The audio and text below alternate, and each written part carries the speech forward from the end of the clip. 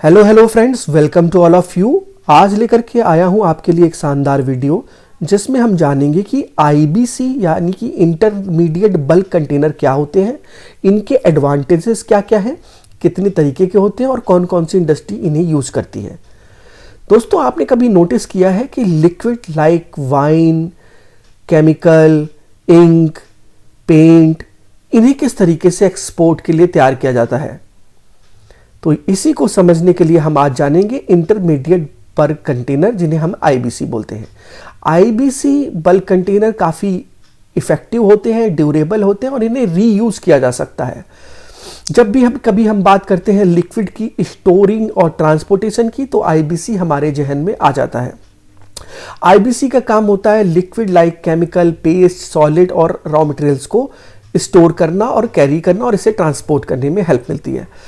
इससे ये polythene, carbon और स्टेनलेस स्टील के बने हुए होते हैं और कई बार ये इसके कंपोजिशन के भी बने होते हैं।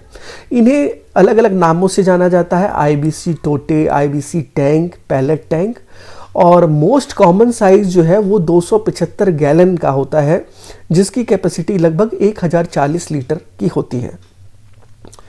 अब बात करूं कि इसे इंटरमीडिएट क्यों कहा जाता है, तो इसको समझने के लिए आपको देखना होगा कि जो ट्रेडिशनल ड्रम होते हैं उनसे आईबीसी बड़ा होता है, जबकि ऑयल टैंक से छोटा होता है।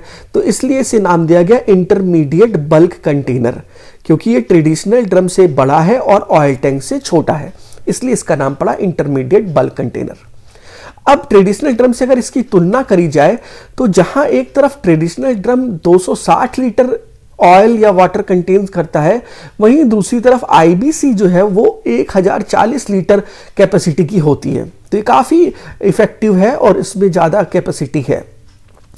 दूसरी तरफ अगर बात की जाए कि कितने तरीके की आईबीसी होती है, तो यहाँ पर मेनली 3 तरीके की आईबीसी हैं: कार्डबोर्ड आईबीसी, रिजिड आईबीसी और फ्लेक्सिबल आईबीसी। आप देख सकते हैं कार्डबोर्ड आईबीसी, रिजिड आईबीसी और फ्लेक्सिबल आईबीसी। इसी क्रम में आगे अगर बात करी जाए, तो ट्रेडिशनल ड्रम की तुलना में आईबीसी को हैंडल करना आसान होता है।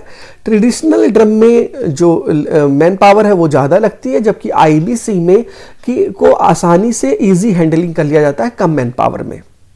अब अगर इसके एडवांटेज की बात की जाए, तो ये एनवायरनमेंट फ्रेंडली होती है, कॉस्ट जो है वो काफ़ी रिड्यूस हो जाती है और इसके साथ साथ लेबर कॉस्ट को भी रिड्यूस कर देती है। इसकी हैंडलिंग इजी होती है और ये इजीली हैंडल की जा सकती है। स्क्रीन पर आपको दिखाई दे रही है ये मेटल की रैचेट लैशिंग, जो कि आईबीसी को टाइट करने में यूज की जाती है।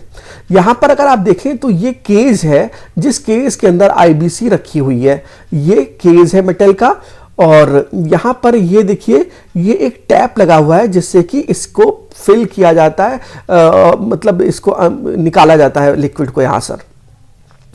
और बात करूं अगर, तो यहां पर आप देख सकते हैं कि इसको टाइट कर दिया जाता है कि जिससे ये आपस में टकराए ना और किसी तरीके की मतलब इसमें दिक्कत ना हो, मिसहैंडलिंग ना हो। मेटल केस भी इसको प्रोटेक्ट करता है।